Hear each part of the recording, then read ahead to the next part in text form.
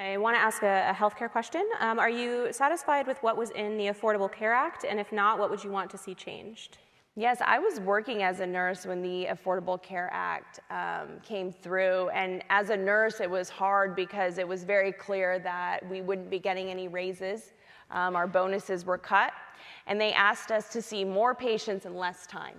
And I don't think that's good health care. That doesn't lead to good outcomes for our people. And so I look forward. We need transparency.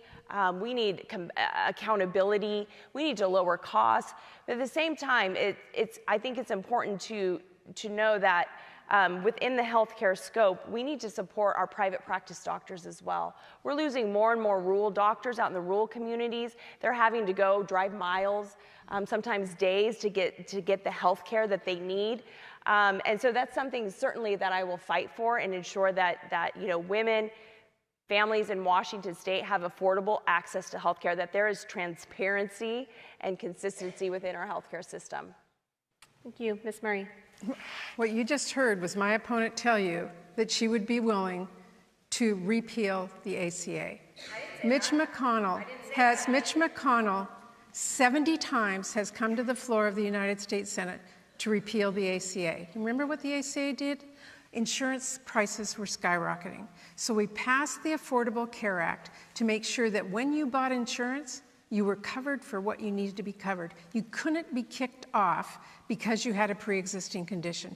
That has saved so many American lives. That you would get contraceptive care free. That's so important for women. That you could keep your kids on your insurance up to the age of 26. That has made a huge difference for so many families as they transfer out of K-12 and into a world where they don't have the resources to buy insurance at the cost that they were at.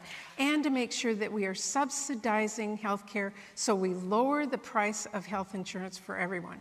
In the bill that we just passed, we made sure that we extended those ACA subsidies. And that means right now we are all not going to see huge increases in insurance costs.